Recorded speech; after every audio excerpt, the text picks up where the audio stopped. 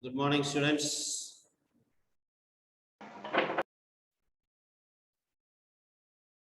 Kindly switch off on the videos.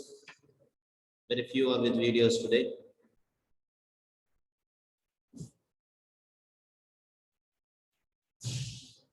You're able to hear? Meda, able to hear? Saying something to me or somebody else? Sir, not saying anything. Okay, not to me, no? No, sir. All right. Good morning, sir. Good morning. Good morning, everyone. Hope all of you are going to be fine. Good morning, sir. Good morning, sir. Good morning, sir. Good morning, sir. Okay. Today also number is very less. What happened? Because of the raining. Rainy day, it is not a rainy day, no? Yes, some are looking outside whether it is raining. It is not raining now, at least in the school campus, it is not raining. Okay. Still more to come on the live, okay, because I'm waiting for the people to switch on their video to make sure that they are the students, those who are sitting there, and only students are there.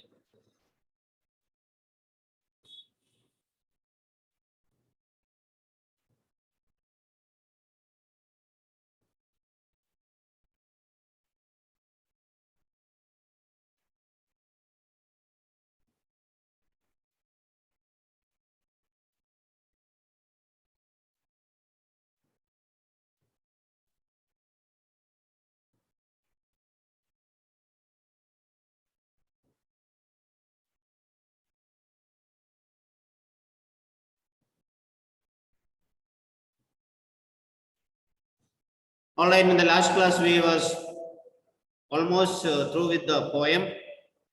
Last class, we took only just one stanza and just repeated the previous stanzas, what we have learned already. Okay, let us continue with, or before continuing, I should know something about that poem, what we have studied. Who will speak something about that poem? Let me ask Tanishka. Tanishka is still not ready, I think. So let me ask her.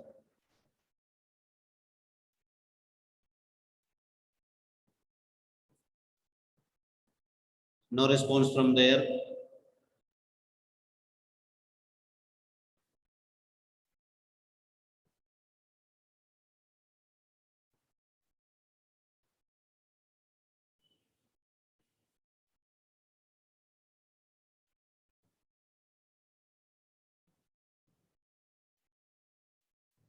Shivangi Tiwari, unmute yourself and say what you have understood from the poem.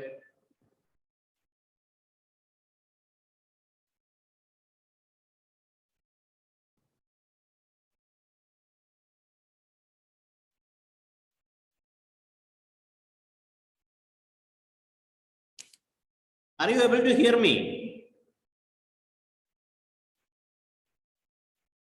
Yes, sir. In general, all of you? Because two people, I just shake your head, those who can hear, and in case if somebody can't hear, just give me some sign that I have.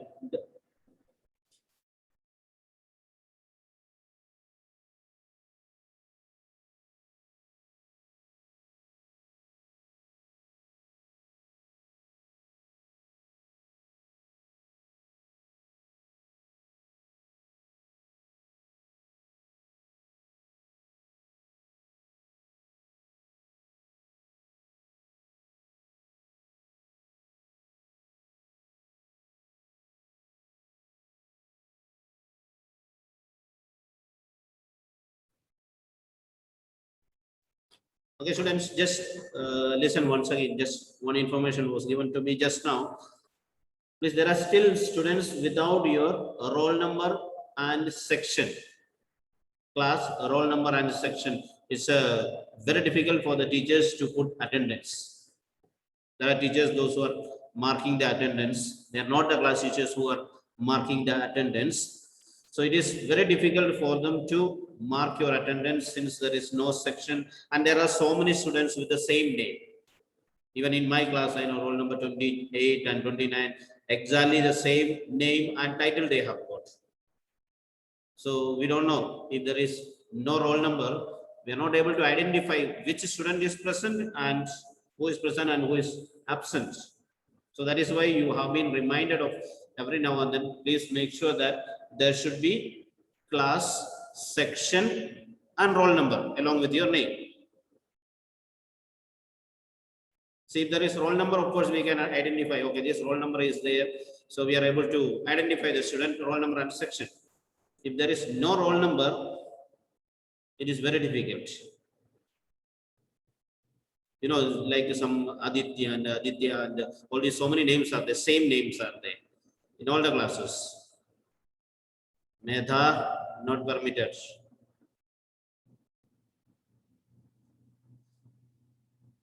Okay, please be serious during class, okay? Half an hour break is given to you after each period, so please. Okay, I hope you got what I said. All of you. Still, those who don't have, I think there is an option is there for you now. Still, activities. You are able to unmute yourself. Sorry, unmute. No, you are able to rename yourself. So please make sure you rename. Clear that? Otherwise, you won't get attendance.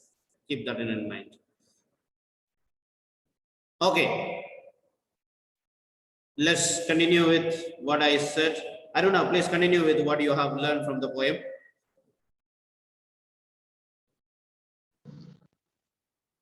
Sir, in the last class, we have seen from the third stanza that a voice. Summarize the whole poem. Summarize the whole thing. All what I have said about the poem. Sir, the poem is very hopeless kind of thing. It's not something very hopeful. It is describing about the end of the century is going to take place. So the winter season is being described about there. The sign of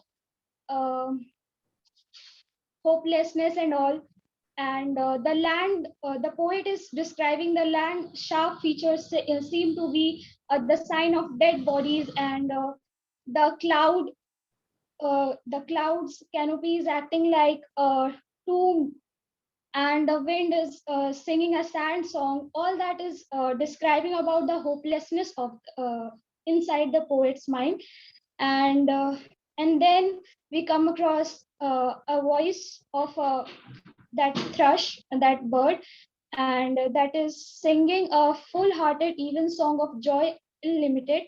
It is very the bird is very frail, weak and very small, and it is the birds of the feather is described as it is completely torn and blasted.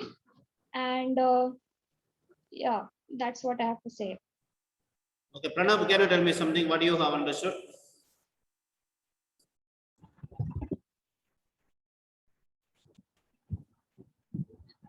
Pranav, I can't hear you.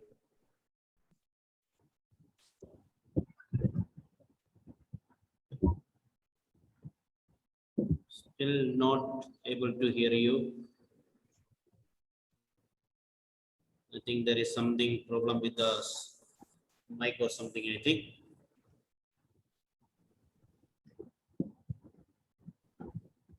Abhinav Singh, can you?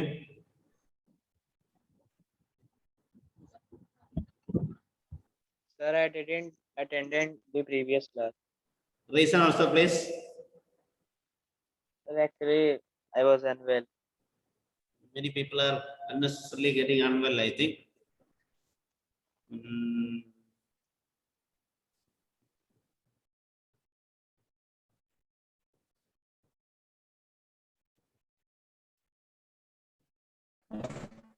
Harsh Gupta.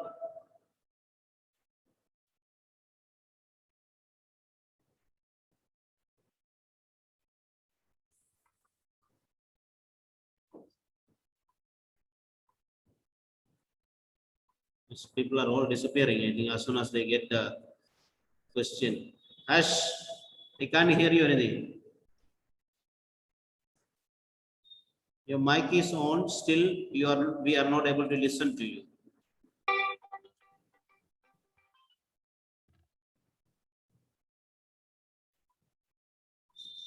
Kanishka, say something.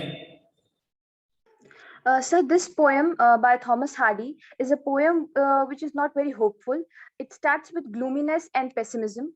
The poem starts with when the poet speaks about how he stands near the coppice gate, and it explains about the gloomy winter season, which depicts hopelessness and sadness.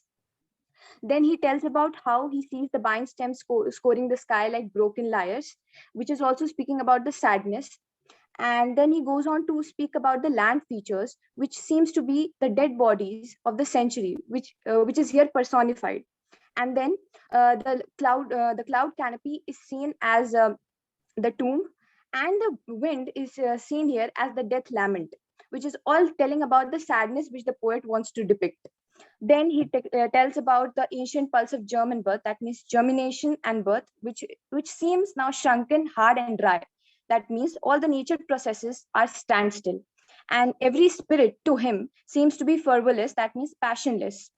And then we went on to hear a bird song overhead from the bleak twigs, which is an even song, like a prayer song, which is of joy limitless, which is giving some hope to him.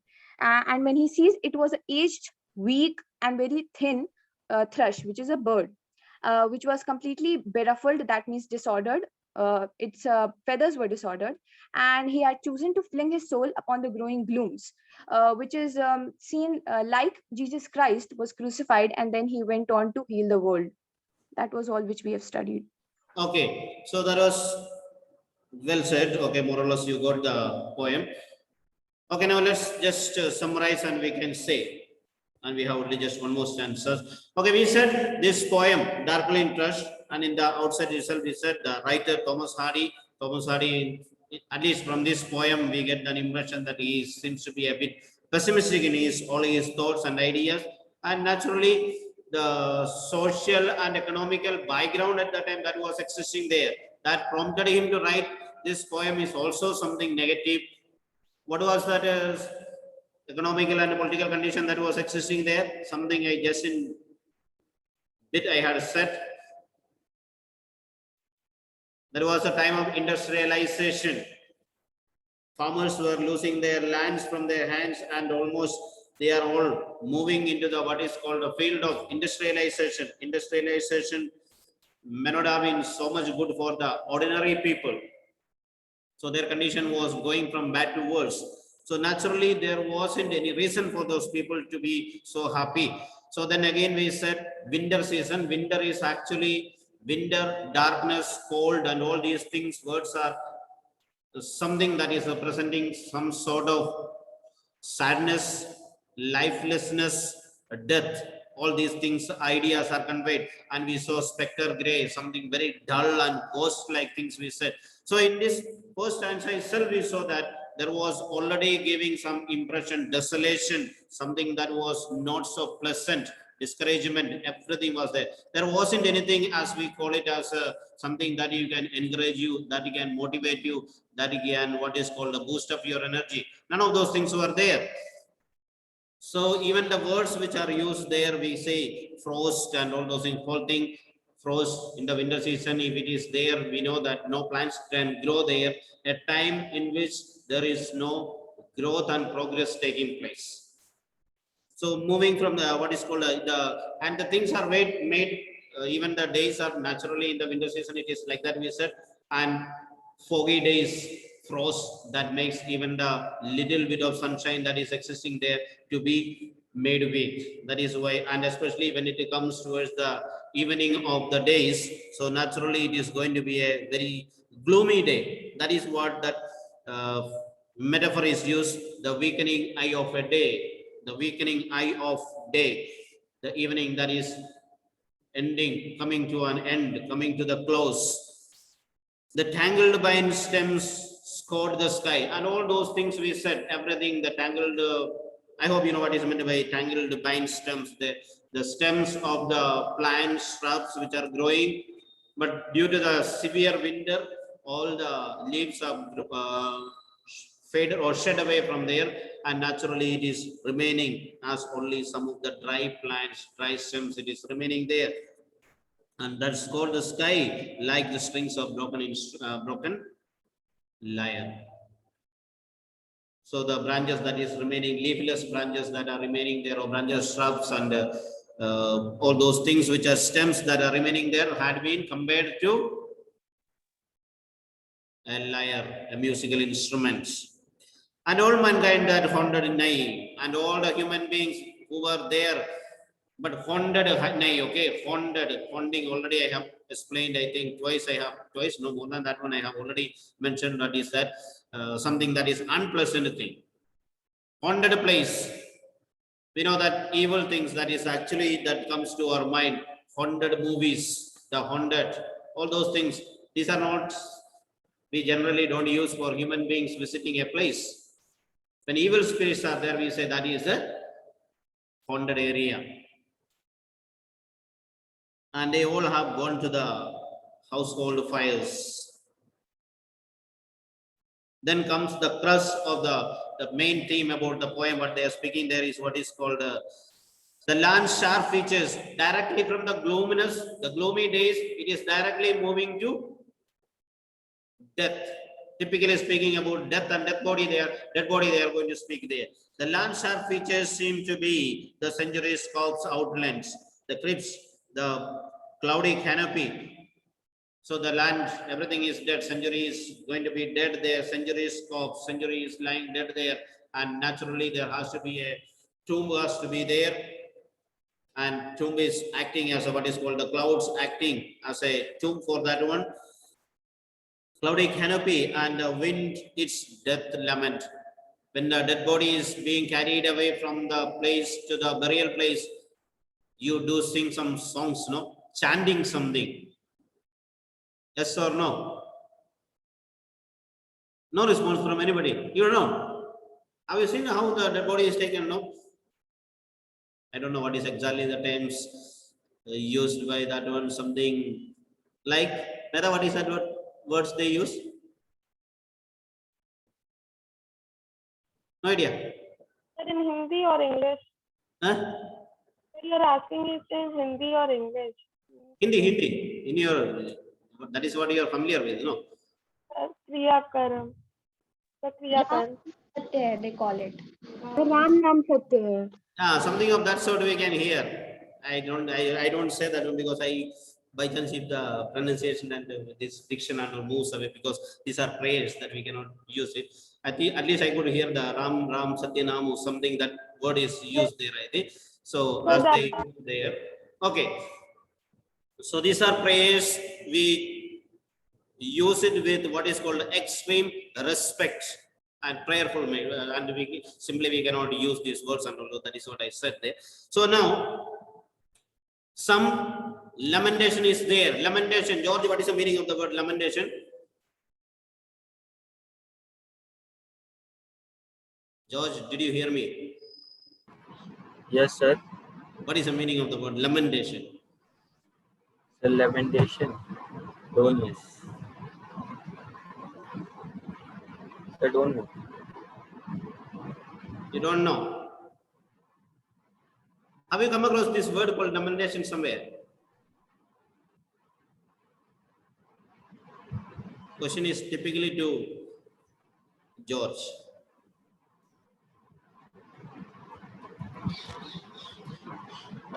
Sir, No idea, never heard. sir, heard. Then tell me what it is. Sir, expression of sorrow. Okay. Anywhere else you have come across that word?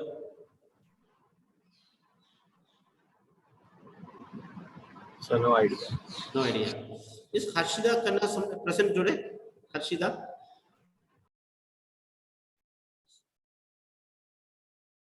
I don't know whether she is present or not.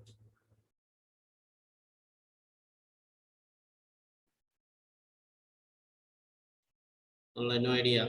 So these two people, why I asked, what is the reason? That is a term that is used by those people somewhere.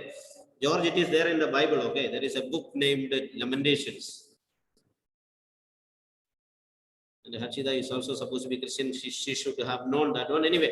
So that is lamentation. Actually, only just mean exactly the word of meaning what is used in the text. And here, what I said, the context is same thing. Lamentation, expressing your sadness. The wind is expressing its sadness. Lamentation. Lamentation generally takes place. Lamenting takes place when somebody dies. You know, some people go on crying, and even the songs and prayers and all that are sung during the burial is not going to be what is called a very, very happy song or anything. Not going to be a very catchy song or anything. It has got its own ways. So that lamentation is used there. The wind act as a death lament for that one. And the ancient pulse of birth and germs and birth was shrunken. Winter season again that is going to be. We see we don't plant those kind of things, and don't typically speaking. So it is generally what is called even the grass dries up when extreme severe winter is there.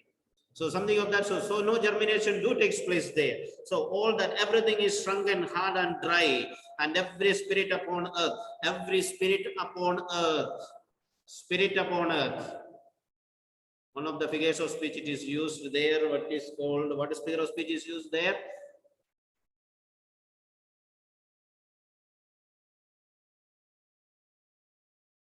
Every spirit upon the earth, referring to human beings existing or what is called two entity, body and spirit. Now only spirit is used there. One part is used to express the whole thing. So that is known as Hyperbola. no, that is exaggerating something. Synecdoche. You might have heard somewhere. If not, you can go back to the workbook somewhere, and it is there. Synecdoche is there. Okay, and every spirit upon the earth seemed fabulous as I am. At once a voice arose among the bleak twigs overhead. So all of a sudden they heard what is called some sort of music being heard, and in a full-hearted even song on joy unlimited, without any limit. Extreme happiness was there, and that really gives the poet something, a sort of surprise, because he doesn't find any reason to be happy there, and wonders why that song is singing so sweetly, so happily. And what kind of bird was that? An aged thrush, frail, gaunt, and small. We said aged one, and the reason also we said the comparison or the poem what we are taking in, it is in the context of at the end of the century, at the end of the year, something that is bringing to the end of everything, end of being old one. Naturally, the death of that bird is also imminent there. Everything coming to death is imminent there. So aged thrush, frail meaning very weak. Yes, sir. Frail, gaunt, and small. Diksha Singh, keep your mic switched off.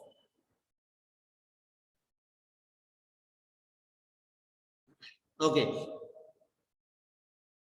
So an aged thrush, frail, gaunt, and small in blast, beruffled plume, ruffled one, destroyed in the wind. Blast was there, winter. We said extreme wind was there, something that was making the evening extremely bad. So now, actually, because of that winter wind, that was destroying the odor of the birds' plumes. Plumes meaning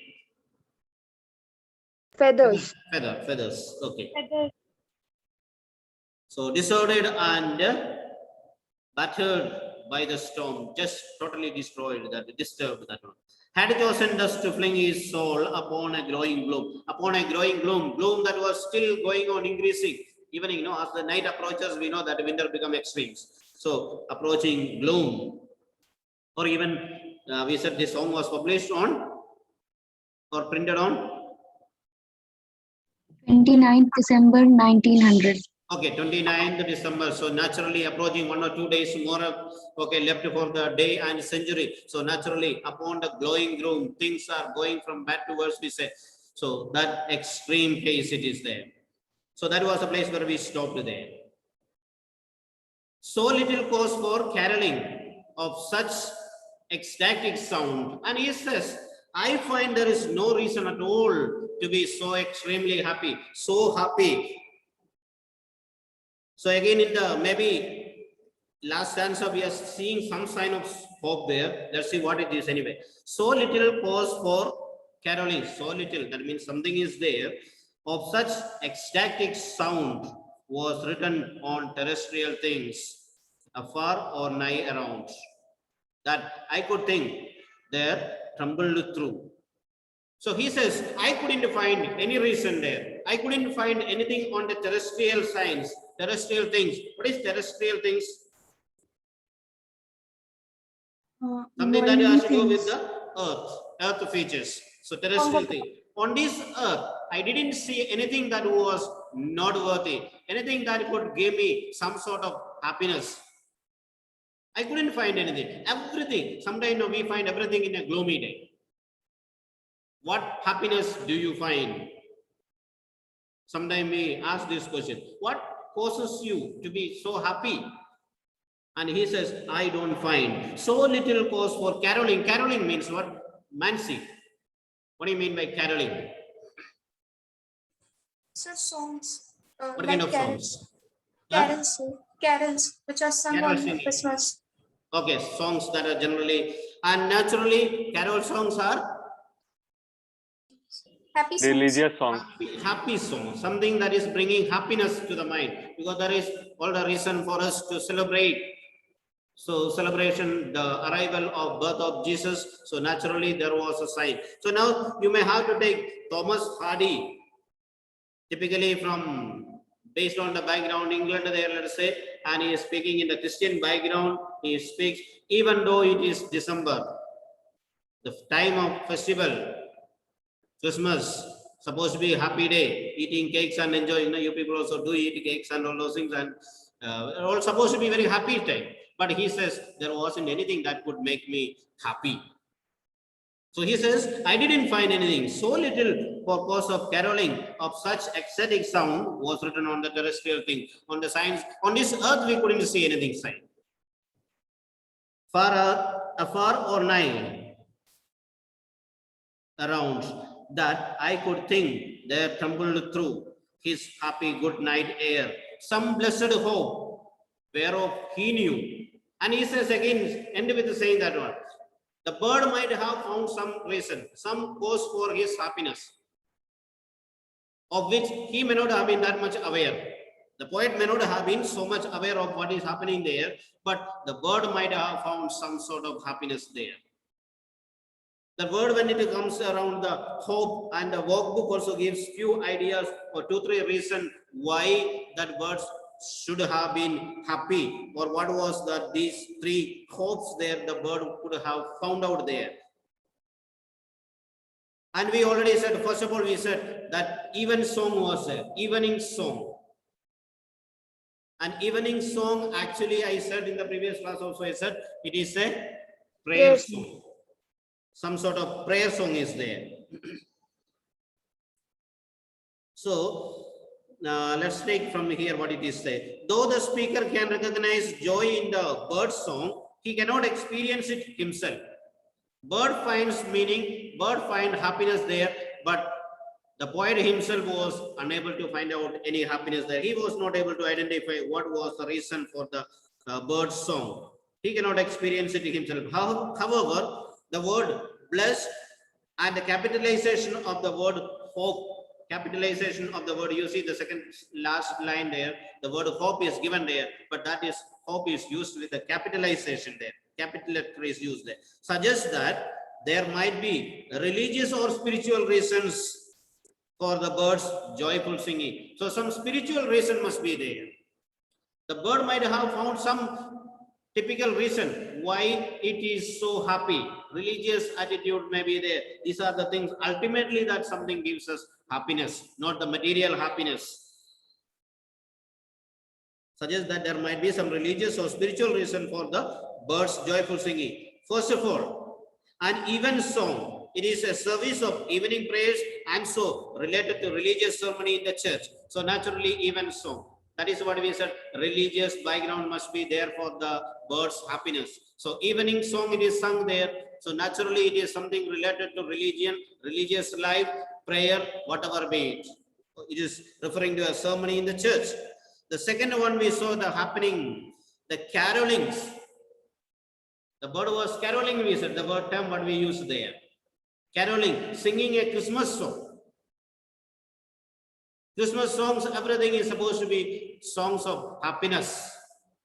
I'm sure that all of you might have heard some sort of carol singings.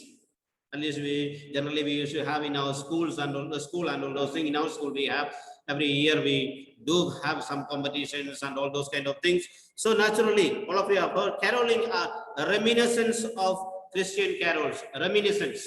Reminiscence means something that recalls, that something that reminds us of something. It recalls or reminds us of the Christmas singing.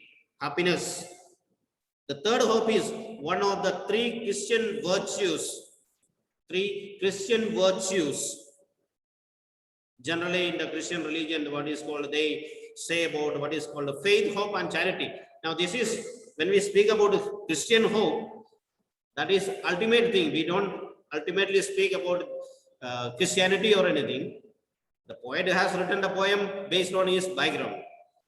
So each one, when we do something, we base everything on our background.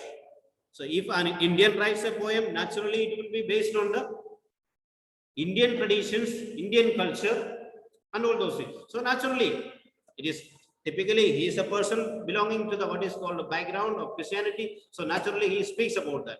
Now, these ideas of faith, hope, and charity, I don't think any of us can survive without any of these things. We should have faith in us. We should have faith in some sort of God, some sort of ultimate power that has to be there.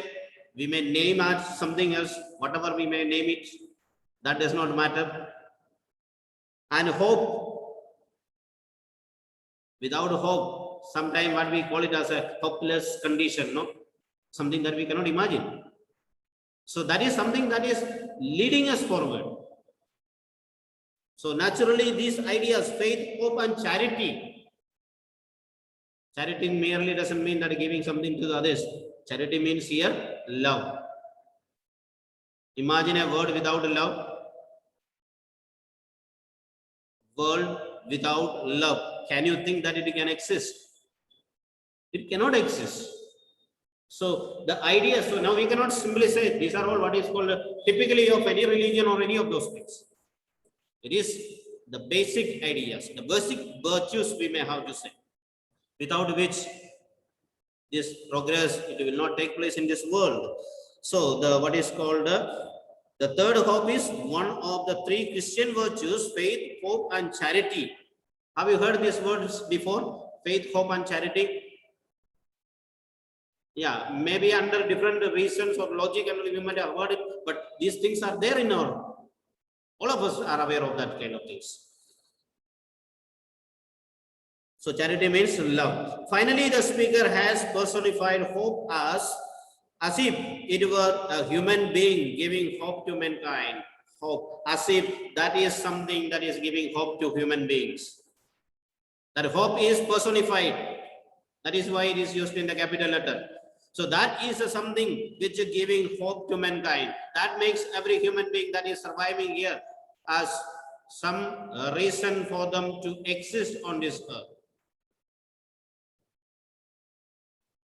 So has personified hope as if it were a human being giving hope to mankind. It is an indirect reference to Jesus Christ. So here again, an indifferent reference to Jesus Christ is given.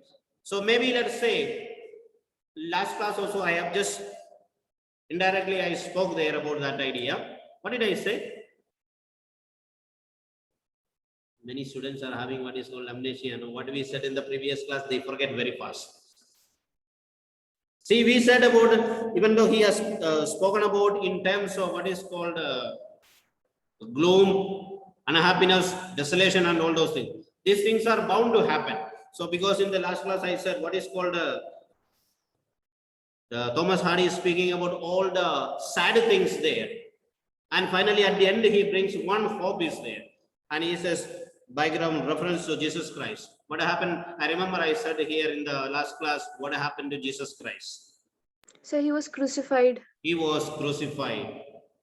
He did not live very long time. At the age of 33, he was crucified. He was killed. Now the sufferings and all those things which he has undergone, that is the stage maybe what we may have to say as the 19th century towards the end what was happening there. The human people, the stage in which what is called just like Christ, suffering and death.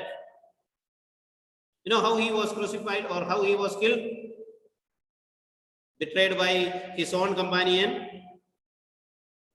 And he was ultimately taken, judged by all the, because of the extreme jealousy and all those things, people had taken him. And after all the, what is called questioning and interrogations and all those things, finally he was asked to carry the cross to a mountain where he was killed. It's not a very easy death that he had undergone. So all those sufferings which he has gone, Christ's suffering, that symbolizes here all the gloominess, desolation, desperation, hopelessness, all these things. He has compared that one to that one. And finally he died, let's say. And one more thing I said, what happened after that? As per the Christian beliefs, what happened to him? 3 days he took rebirth. Okay, after the third day, or what is called on the third day, he rose again. That is the Christian beliefs. That one. So that means that death and all those things gives a hope for them. Even the what is called, since you are aware with what is called our institution and all those things, we have got what is called Good Friday. You might have heard this Good Friday. Good Friday, what happened? Recently, someone had questioned that on why it is called as Good Friday. Because Good Friday is the day on which Jesus Christ was killed. He died on that Friday. And Friday, Saturday, Sunday, on the third day, that is on Sunday, he rose again, back to life. Now the term they have used is Good Friday, and though somebody, I don't know who said that, someone was telling me, he was questioned why it is used as Good Friday, a day on which he was so brutally killed. Brutally killed. That day, it is called as Good Friday because as per our belief, it is believed that on the third day he rose again. Unless he had died, he would not have rose again. When he rose again, that has become the symbol of hope that everybody, there is a hope. All these difficulties, sufferings, that will have an end one day and we will come back to happiness again. So that is what yesterday also I said, if there is a day, there is a night. If there is a night, there is going to be a day. Difficulties are there, then bound to happen that happiness also will be there. Okay. So he says, Thomas Hardy doesn't find any reason, but the bird finds some sort of reason to celebrate, reason to be happy, and the reason also he has said that I could think there trembled through his happy good night air, some blessed hope the bird finds there. And the reference also we have said that is Christ's sufferings and death, and on the third day he rose again. That gives him a hope. Hope was personified, a good hope of good fortune, something that is going to happen. Although the speaker acknowledges his inability to understand the cause of birds' joyful singing, it fills him with the feelings that there may be some cause for the hope in the bird's song, and that in some time he might come to know that cause. So he says, one day he will come to know what is that. So ultimately he also gives a hope. There is something. There is some sort of sign that happiness, joy that is coming to him. Even though he is not able to identify it just now, he is sure that he will be able to identify that one after some time at least. So some blessed hope whereof he knew and I was unaware. Bird knew and he was unaware of that one. Okay, some sort of happiness it is given to him. All right, that is all about the poem. So in the first two stanzas, let's say, typically speaking about the gloominess, sadness. Second stanza, when it comes speaking about the real death, dead bodies, the burial ground, grave, and all those things are spoken there. And coming back to the third one, okay, still what is called some sort of happiness is there, joy is there, bird is coming with a song. So naturally it gives an impression what is called still there is. So we already said about what is called why that led to the unhappiness and all those things because of the cultural weakness that was taking place during the 19th century. We said it was the time what is called the passing of agricultural society. And so little cause to celebrate England's rapid industrialization. That was the background there. Industrialization was going to take, I hope you know what is meant by industrialization and all, no? Where people were what is called giving so much stress on what is producing more and more and more and maximum capitalization, maximum profit earning, that attitude was existing there. All right, that is something what I have to say. Maybe little more about the theme we may say in the next class, and we will continue with the next poem. I hope this is clear to you. Do you have something to ask me just now?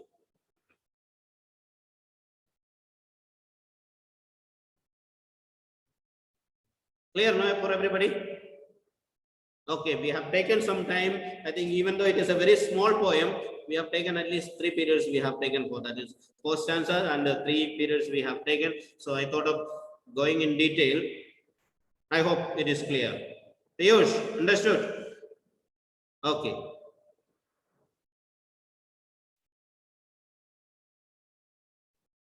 I see very less people these days.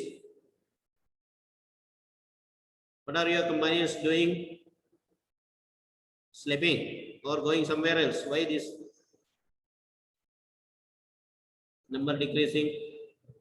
There were students over 100 and today it is only, I think at present only 68 are there and 70 to 75 or something only today. Tired or what? Rajat, what happened?